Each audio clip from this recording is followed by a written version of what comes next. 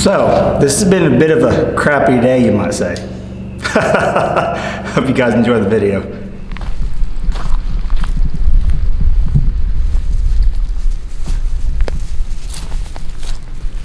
Did you find something, Gabby?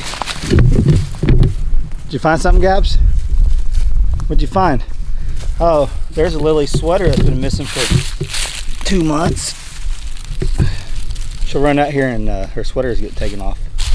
What are y'all looking for? Just whatever you can find? Okay. Sure. Oh, she found it.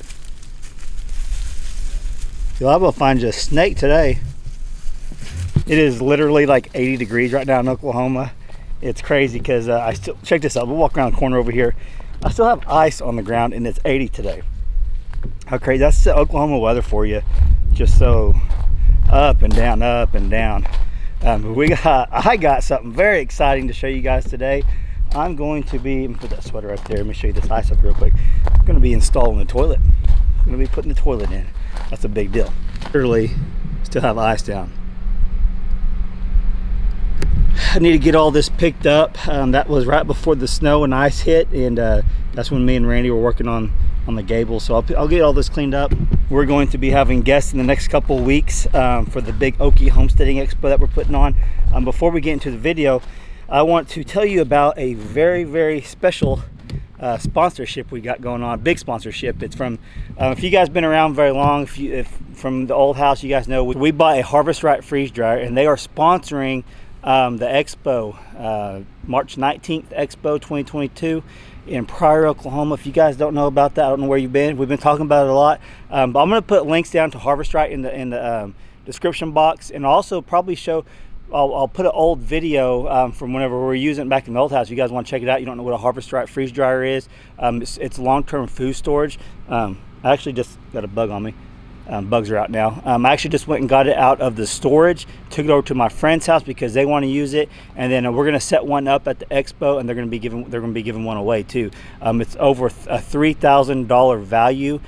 This freeze dryer that they're donating for a giveaway, their sponsorship, and I just want to give them a shout out here because some of you guys may not be over at Okie Homesteading channel. We're going to be talking about it over there too. But yeah, if you're interested in that and winning that, all you have to do is purchase a ticket and come to the expo. Tickets are $20, and we're having over, it's well over 10,000, maybe closer to 15, or maybe a little over $15,000 worth of prizes that we're giving away at the expo. On site, we're giving away electric bikes, freeze dryer, battery power generators, things like that. Just a lot of cool stuff. You guys need to be there to win, so you guys need to come see us over there. But yeah, links down below to the Harvest Right freeze dryer that we got, and if you guys are interested in anything like that, you can go check them out, and I know they'd appreciate it if you go over there and check them out. If you do, you can send them an email too saying that I shared it and Dutch sent you over there to check it out, so I think they'd really like that. But let's get into the video. Okay, so here's our Harvest Right freeze dryer that we absolutely love. I actually just got it out of storage because my friends are going to use it, because we're not, obviously. We're not set up for it yet. But their Harvest Right is actually sponsoring our Okie Homesteading Expo, and we're giving away a free Harvest Right freeze dryer. What an awesome giveaway. It's the grand prize. Over $3,000 worth of value right here. And this will give you security for long-term food storage for years and years to come. So if you guys are on the fence about coming to the Okie Homestead Expo, but you need that little boost to come, this is it, because we're giving one of these away March 19th, 2022 to one of you awesome folks that purchased a ticket to get in. You will get a chance to win one of these things and get to harvest your own food for a lifetime.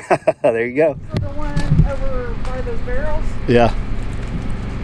Brandon's cleaning shoes. So, all right, so you guys go check out the Harvest Right freeze dryer if you want. But hey, check this out. I bought the cheapest toilet I could find because it's going to be a temporary one. I don't want to put a good toilet in there just because. So I say not a good one. This is a good one. It's just the cheapest one they had. But I want to put that in there now because it's a temporary toilet. We're still going to be doing construction in there. Still going to be doing drywall, all that stuff. So I don't want to get mud and tape mud from the drywall and all that stuff all over the toilet. and plus it'll kind of be in our way when we're working. So this one right here is more like a disposable one, or maybe even I could eventually maybe put it in the tiny cabin. So I've been getting a lot of questions about the tiny cabin, because once I said I was putting a toilet in here, everyone was like, what about the tiny cabin? I thought you were putting a toilet in there. Well, that was always going to be a compost toilet. That was the plan from day one, always going to be a compost toilet. But eventually maybe I could put a little septic over there, some leach lines, and put that toilet in. I don't know, we'll see. That's what we're going to be installing today. Is probably, this will be my first toilet install for a new construction. I've replaced toilets, but I've never actually put one in on a slab before. I don't think I did in my pole barn. I think we hired someone to do it. But anyways, that's what we're going to be doing today. I'm going to have to get some lights in here now, because it's actually darker, and I don't know how it's going to film in here. I got the other camera. Okay, this camera's better with lighting, so it's actually a lot darker in here than I kind of thought it was going to be. I opened the front door today because I want some air coming in here, because it's 80 degrees, and we need some more light. But we're going to put this toilet in the master bath.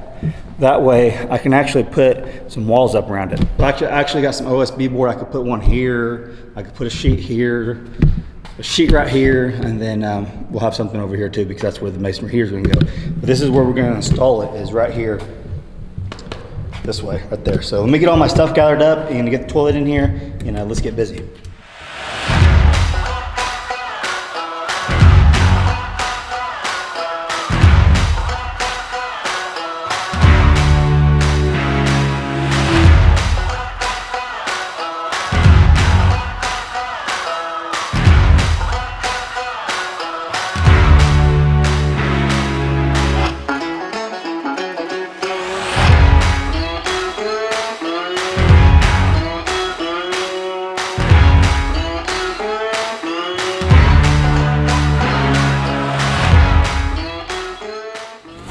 So we'll end up cutting this pretty much flush with the ground. Right now I'm just gonna cut into it, make sure this flange fits.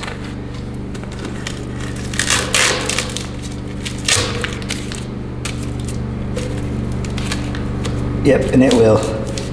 Actually, this might not work.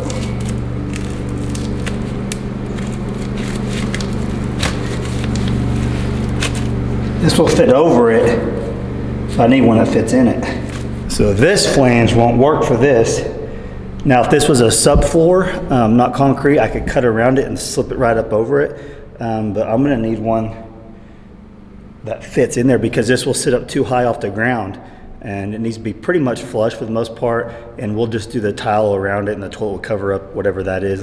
But yeah, this is the wrong one. That's my luck. Got the wrong one. It's a 4-inch. But I needed I don't know, would you call it a meld going in? I don't know. This ain't gonna work. Okay, I'll go ahead and get this put together, and then I'll run into town, take the hour-long trip into town to get the right one. Dang it.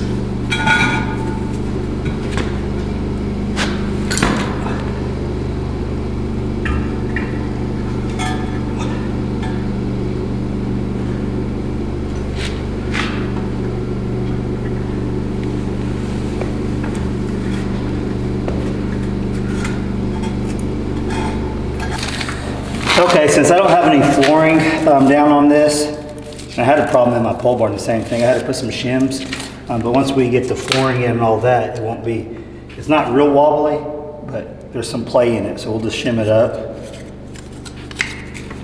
and not have to worry about it.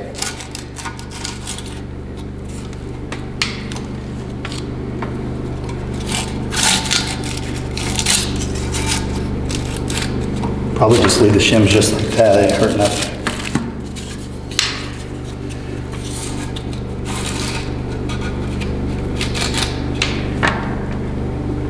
Oh yeah, way better.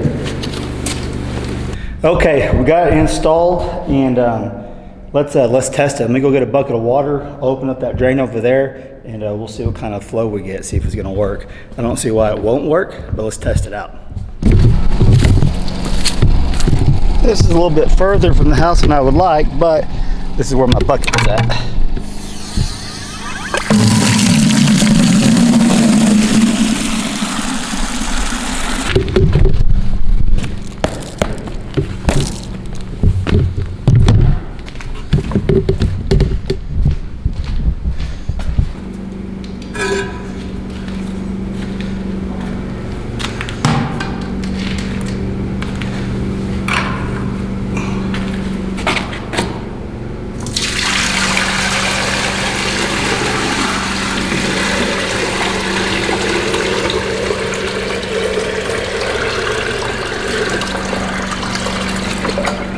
Well,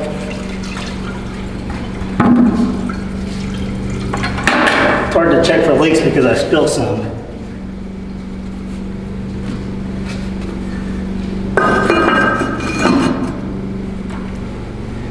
Filled up with water there. Okay, we'll get some toilet paper. We'll put a little test run in there, and I'll set this up out here while I flush it in here to see if we get good flow.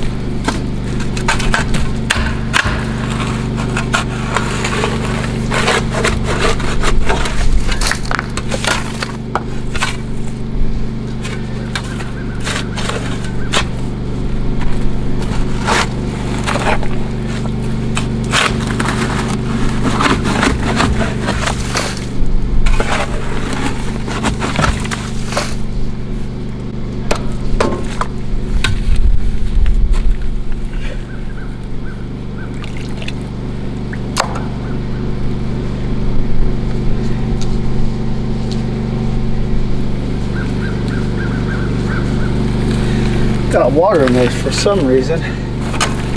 Okay, let's do a test run. I got a roll of toilet paper here, and I can see a little bit of mud and debris, probably from whenever we had a cap come off before we had the roof on. Some stuff got in there, so this will help flush it out too. I'll go inside, let's flush it. Let's give it an old test run here.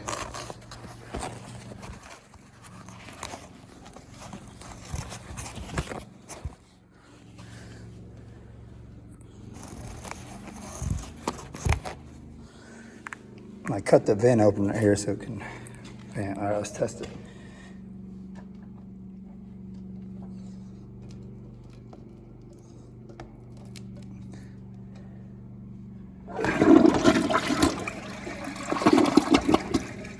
That was the P one.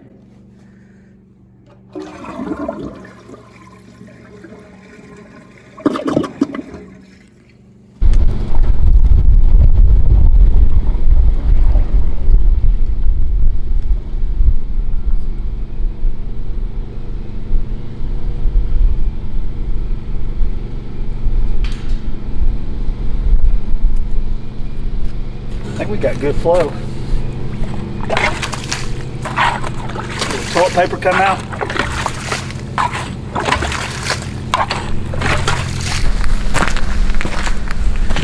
Okay, let's set the camera up back here, see if we can see anything going down the drain.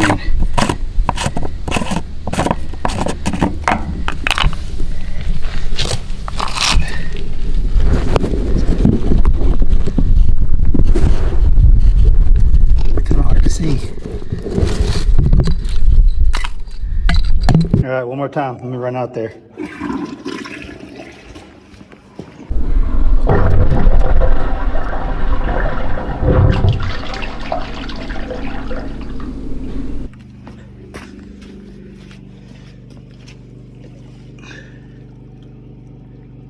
There's some toilet paper.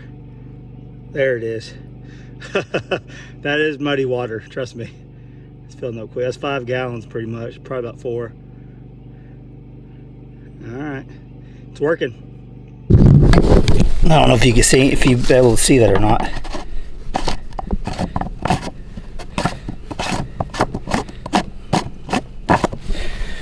Okay, it's working. What I was afraid of is maybe I had too much of a slope, too much of a fall, and the water was outrunning the toilet paper, which isn't the case. And you guys may have seen the first flush toilet paper come out. I just never seen it.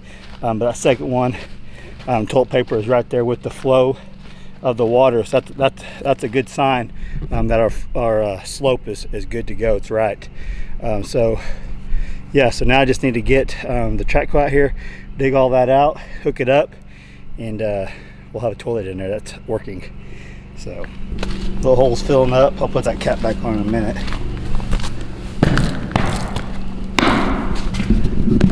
Okay, so like I said, this isn't the permanent toilet.